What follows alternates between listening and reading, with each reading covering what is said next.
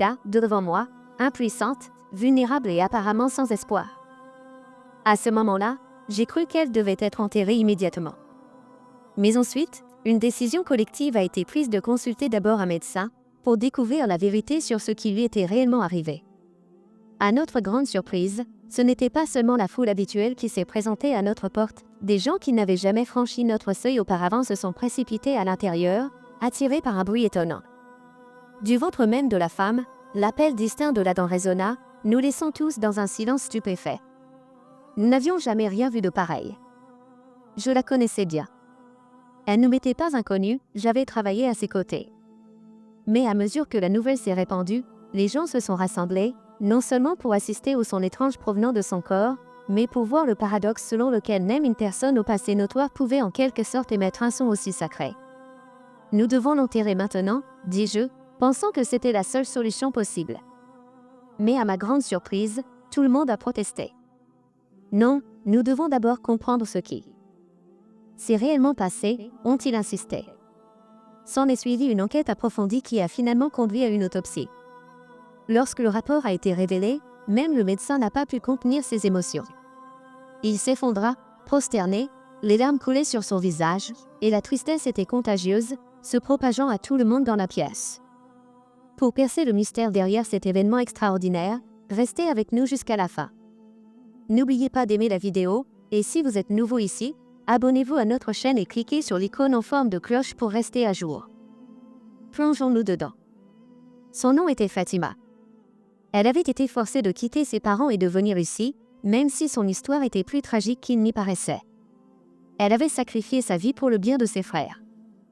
Ses parents vivaient dans un petit village. Fatima était l'aînée de 4 frères et ils dépendaient tous de ses revenus. Ils espéraient que tout ce que Fatima gagnerait servirait à l'éducation de leur fils, leur permettant ainsi de devenir des individus respectés. Pour rendre cela possible, ils ont pris une décision inimaginable, qui nous a semblé si injuste à tous, ils ont vendu leur fille au bordel. Quand je l'ai entendu pour la première fois, je n'ai pas pu le comprendre. Quel genre de parent ferait ça? Comment quelqu'un a-t-il pu laisser sa belle-fille lui être enlevée ainsi? Pourtant, ils sont partis sans hésiter, en disant « Envoyez-nous ces revenus chaque mois pour que nous puissions éduquer nos fils. » Et tandis qu'ils s'éloignaient, Fatima s'écria « Mère, ne me quitte pas. Cet endroit est un enfer. Pourquoi me fais-tu ça? Pourquoi m'abandonnes-tu, alors que je suis en vie? » Mais ces cris ne furent pas entendus. Nous pensons tous qu'elle exagérait. Ses parents ne pouvaient sûrement pas être aussi cruels. Mais ils l'étaient. Et ils l'ont laissée dans un endroit bien pire que tout ce qu'elle avait imaginé. Elle n'avait pas mangé depuis des jours. Le désespoir la rongeait. Elle a pensé au suicide, mais dans de tels endroits, ce n'est jamais une option.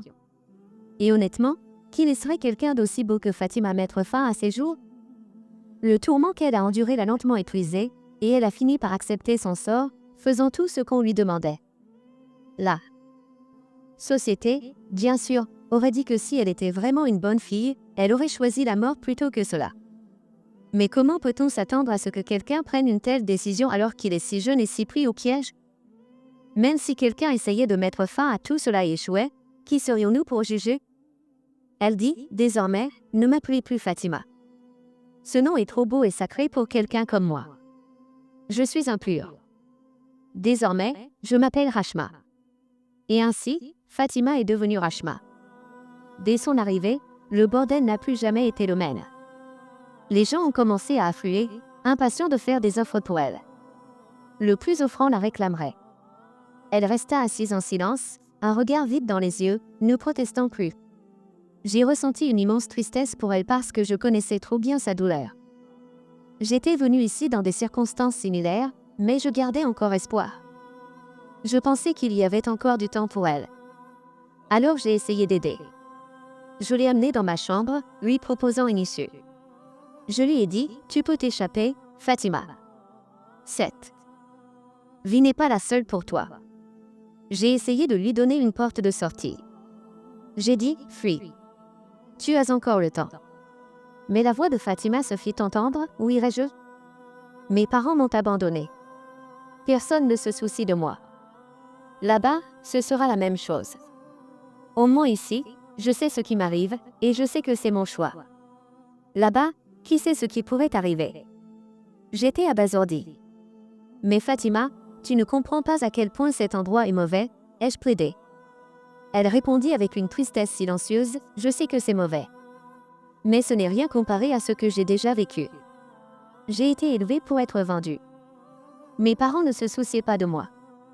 Je n'étais qu'un moyen pour parvenir à une fin, financer l'éducation de mes frères. Ils m'ont vendue. Je ne suis personne pour eux. Ces paroles ont touché une corde sensible au plus profond de moi. Je suis douée en couture, continua Fatima, la voix tremblante. J'aurais pu gagner décemment ma vie en causant. Mais ma mère a dit, personne. Dans notre village ne paiera plus de 300 taka pour la couture. Elle était tellement pressée de me renvoyer. Elle m'a dit, si nous l'envoyons au bordel, elle gagnera des milliers de dollars chaque jour. Comment pouvais-je vouloir vivre après avoir entendu cela de la part de mes propres parents? Tu penses que je suis en vie? Fatima a demandé, sa voix à peine un murmure. Je suis déjà mort à l'intérieur. Je n'ai pas pu retenir mes larmes. L'histoire de Fatima, plus que tout autre, m'avait brisée. Ses parents l'avaient laissée pourrir dans cet endroit, et maintenant elle était obligée de supporter un tourment quotidien, non seulement de la part des hommes qui venaient l'exploiter, mais de la vie à laquelle ses parents l'avaient condamnée. Les jours se sont transformés en semaines, et pourtant, Fatima pleurait. Parfois les larmes étaient fortes, parfois silencieuses, mais elles ne s'arrêtaient jamais. Je lui ai demandé un jour, pourquoi te punis-tu ainsi alors que tu as déjà tout accepté? Je ne comprenais pas sa douleur, que ce soit à cause de ce qu'elle endurait maintenant ou de la trahison inimaginable qu'elle avait subie de la part de ses parents. Quoi qu'il en soit, ses larmes semblaient interminables. 1 mois et demi s'est écoulé. Fatima mangeait à peine de quoi survivre, et pourtant elle semblait à peine vivre.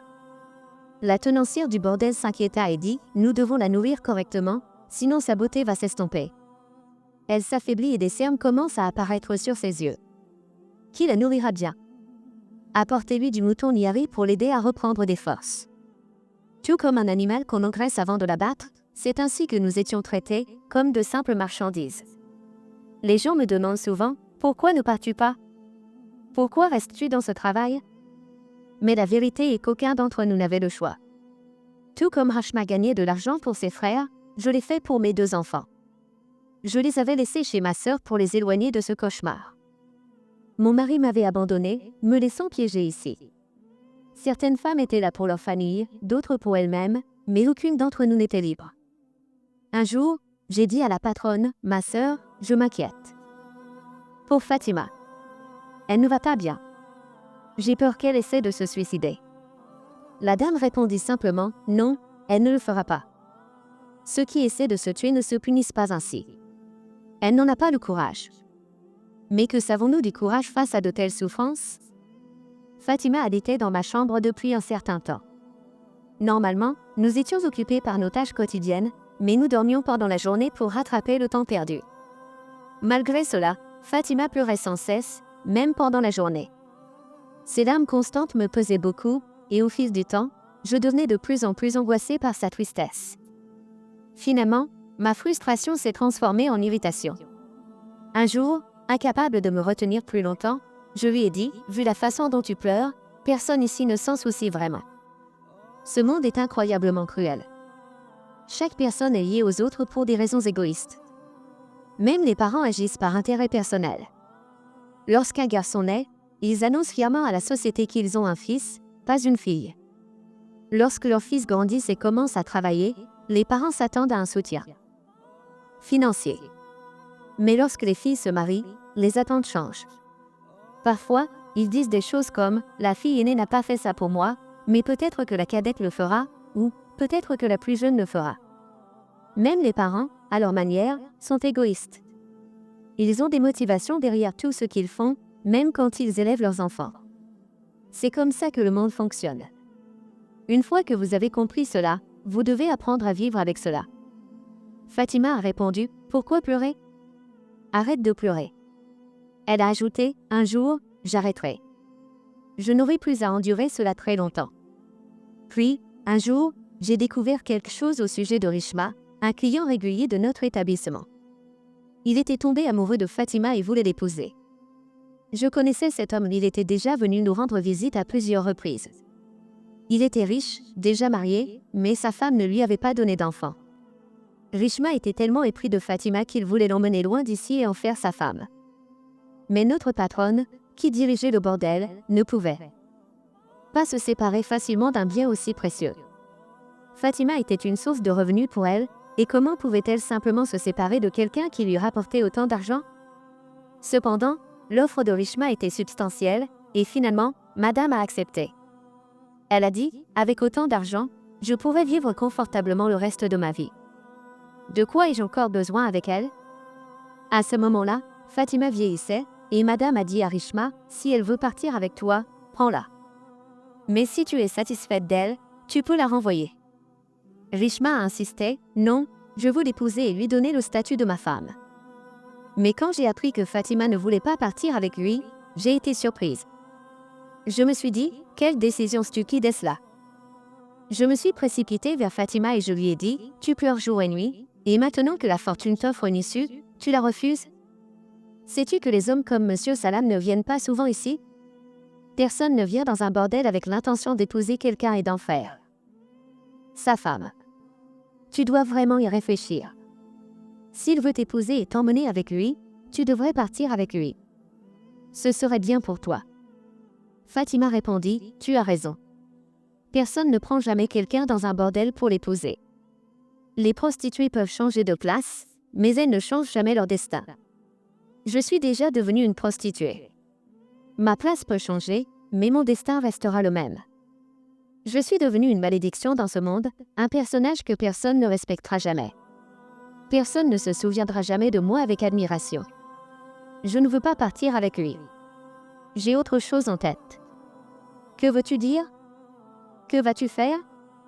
Si tu pensais vraiment à toi, tu n'aurais pas refusé l'offre de Monsieur Salam. Si j'avais une telle opportunité, je n'hésiterais pas.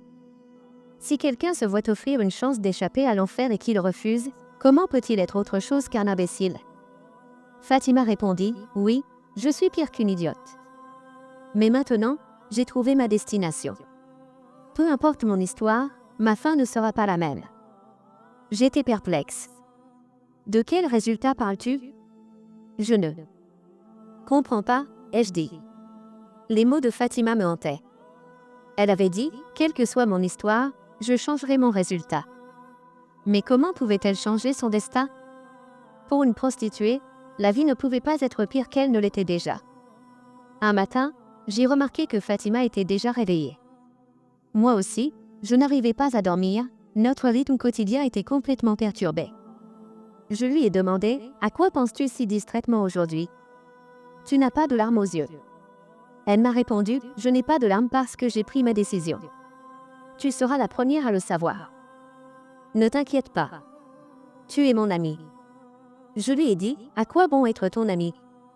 J'ai essayé tant de fois de t'aider à comprendre, mais tu ne fais jamais ce qui est le mieux pour toi. Elle a alors dit, pour qui devrais-je vivre? Pour mes parents, qui m'a envoyé ici? J'ai demandé, tu aimais beaucoup tes parents, n'est-ce pas? Fatima a répondu, je les aimais plus que ma propre vie. Je ne leur ai jamais désobéi. Ils m'aimaient aussi. Mais après la naissance de chacun de mes 4 frères, je suis devenue sans valeur à leurs yeux. Ils m'ont fait faire toutes leurs corvées et leurs tâches ménagères, en me disant toujours, prendre soin de tes frères est ta responsabilité. Puis, quand ils ont eu l'âge d'aller à l'école, ils m'ont envoyé ici. Mon père est journalier et ma mère voulait que ses fils aient une bonne éducation pour qu'ils puissent réussir. Ils n'ont jamais pensé à moi. Ils ont donné ma nourriture à mes frères, mes jouets à eux. Ils m'ont dit de me sacrifier pour eux, et je l'ai fait. Je pensais que c'était mon devoir en tant que sœur aînée. Mais je n'aurais jamais imaginé qu'ils me demanderaient de sacrifier toute ma vie. Maintenant, je n'ai plus rien à donner. Quelques jours plus tard, les parents de Fatima sont venus la voir, mais il était clair qu'ils n'étaient pas vraiment venus voir leur fille. Madame ne leur avait pas envoyé d'argent depuis 2 ou 3 mois, et ils étaient venus le récupérer. Ils avaient besoin de cet argent pour leurs propres dépenses quotidiennes. Fatima les a vus, mais elle ne s'est pas approchée d'eux. Elle ne les a pas pris dans ses bras ni même salués d'une poignée de main. Elle s'est simplement tenue près d'un pilier, les regardant en silence. Quand on leur a enfin donné l'argent, Elles se sont assises dehors, attendant de partir. Elles ont demandé « Comment vont les garçons ?» Fatima a répondu « Ils vont bien. Ils ont commencé l'école. Omar excelle. Ils s'en sortent tous bien. » Elle a ajouté qu'à la phase 2 de bonnes personnes. Et quand ils réussiront, n'oubliez pas de leur raconter l'histoire de leur combat. Racontez-leur comment leur seule sœur a été envoyée dans un bordel pour payer leurs études. Malgré la désinvolture avec laquelle elle parlait, il était évident que Fatima avait brisé son cœur. Les sourires de ses parents s'effacèrent rapidement et sa mère lança « Ça suffit. Partons. » Ils partirent, furieux et désillusionnés. La réalité à laquelle Fatima était confrontée était déchirante, coincée entre les sacrifices exigés par la famille et les attentes imposées par la société. Ce jour-là, j'ai vu Fatima s'effondrer sous le poids de son existence. C'était comme si quelque chose en elle s'était brisé de manière irréparable. 2 jours plus tard, j'ai appris à quel point sa douleur était profonde. Elle était restée dans sa chambre toute la journée. Le soir venu, alors que tout le monde commençait à se préparer pour la soirée, Fatima n'était toujours pas sortie. J'ai décidé d'aller voir comment elle allait. Ce que j'ai vu en entrant dans sa chambre m'a figé net. Fatima avait quitté ce monde. J'ai tout essayé pour la réveiller, je l'ai appelée de toutes les manières possibles, je l'ai secouée doucement et j'ai même tenté de la tirer de son sommeil, mais je n'ai eu aucune réponse. Son corps ne donnait aucun signe de détresse ou de lutte qui aurait pu suggérer un suicide.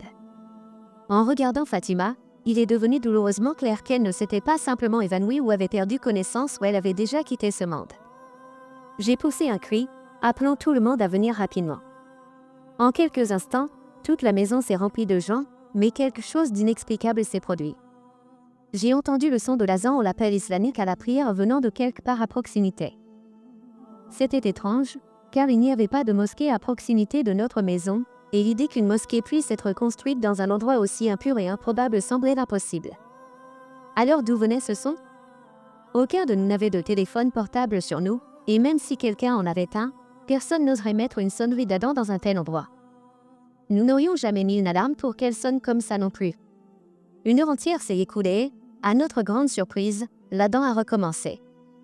C'était comme s'il provenait de quelque part autour de nous. Nous étions tous complètement abasourdis, car il n'y avait pas de mosquée dans les environs. Peu à peu, un profond sentiment de confusion a commencé à se répandre parmi nous, et toutes les heures, sans faute, le son de l'Adam se répétait, presque comme si quelqu'un le diffusait dans un haut-parleur. C'est alors que j'ai regardé à nouveau la forme sans vie de Fatima, et soudain, la vérité m'a frappé avec une force que je ne pouvais pas comprendre. L'Adam provenait de l'intérieur de son corps. Quand je m'en suis rendu compte, le bruit s'est tué une fois de plus. Nous avons attendu en silence, en essayant de comprendre ce qui venait de se passer, jusqu'à ce qu'au bout d'une heure, l'appel à la prière recommence. Cette fois, la stupéfaction était palpable. La nouvelle s'est rapidement répandue dans tout le quartier. En peu de temps, tout le monde parlait de cet événement étrange et inexpliqué. Les gens murmuraient, elle devait être une femme profondément pieuse. Peut-être que quelqu'un lui a fait du tort. Peut-être qu'elle n'a pas choisi de mourir. Si certaines de ces affirmations semblaient vraies, personne ne pouvait pleinement saisir l'énormité de la situation. Certains essayaient encore de la nier, mais une fois qu'ils en avaient été témoins, ils n'avaient d'autre choix que d'accepter l'impossible. Au fil des heures, de plus en plus de gens du quartier arrivèrent. Ceux qui avaient jusqu'à ignorer ou même méprisé notre maison, la considérant comme un bordel, étaient maintenant attirés par les sons mystérieux émanant du corps de Fatima. Ils vinrent, curieux et stupéfaits, assister à cet étrange événement. J'appelai la famille de Fatima et, après une brève conversation froide, ils répondirent d'un ton laconique, « Elle est morte. » Quelle grande perte. Nous serons bientôt là, avant de raccrocher. Il n'y avait aucun signe de chagrin ou d'inquiétude véritable dans leur voix, et cela me parut étrange. Je commençais à soupçonner qu'ils n'étaient même pas ses parents biologiques. Se pouvait-il qu'il l'ait simplement trouvé quelque part? Aucun vrai parent ne se comporterait avec autant d'indifférence face à la mort de son propre enfant. Fatima ressemblait tellement à sa mère, mais je restais incrédule. Comment une mère comme celle-là pouvait-elle exister? Mes propres parents n'étaient plus là, c'est pourquoi j'avais fini dans cette maison, mais qu'en était-il de Fatima? Elle avait 4 frères et des parents, et pourtant elle vivait dans cet endroit brisé. Sa mère n'était pas une prostituée, ni son père un proxénète. Alors pourquoi Fatima avait-elle fini dans cette vie? La réponse, malheureusement, réside dans les règles et les injustices de notre société. Les gens oublient facilement ces vérités, prétendant qu'elles n'existent pas, mais ils ne peuvent ignorer la douloureuse réalité. Les gens continuaient à se rassembler autour du corps de Fatima. Toutes les heures, l'appel à la prière retentissait. Finalement, un imam arriva, s'interrogeant avec incrédulité sur cet étrange phénomène. « Quel genre d'absurdité est-ce là » demanda-t-il. « Est-ce une nouvelle façon de rassembler les gens ?»« Rien de tel, » répondis-je rapidement. « Je vous expulserai tous d'ici si vous continuez à faire cette honte, » prévint-il. Il se mit à prononcer un sermon, mais lorsqu'il entendit à son tour l'appel à la prière, son expression changea. De plus, une étrange lumière semblait émaner du visage de Fatima. Elle semblait sourire d'un spectacle que je n'avais jamais vu chez elle auparavant, car elle était toujours soit en pleurs, soit perdue dans de profondes pensées. À l'intérieur, je m'effondrais. Ma chère Annie, qui avait tant souffert dans la vie, avait quitté ce monde. À ce moment-là, les parents de Fatima arrivèrent et furent témoins de la scène. Ma colère contre eux s'enflamma. Je me dis, maintenant, ils vont probablement demander à prendre son corps, peut-être pour le vendre à profit, comme ils le font toujours. Mais malgré mon ressentiment, je les ai appelés. Le Molana était là aussi, et d'autres personnes du quartier s'étaient rassemblées, nous accusant toujours d'avoir inventé toute histoire. Ils suggérèrent qu'une autopsie révélerait comment les sons de la zampe provenaient du corps de Fatima, peut-être de quelque chose à l'intérieur.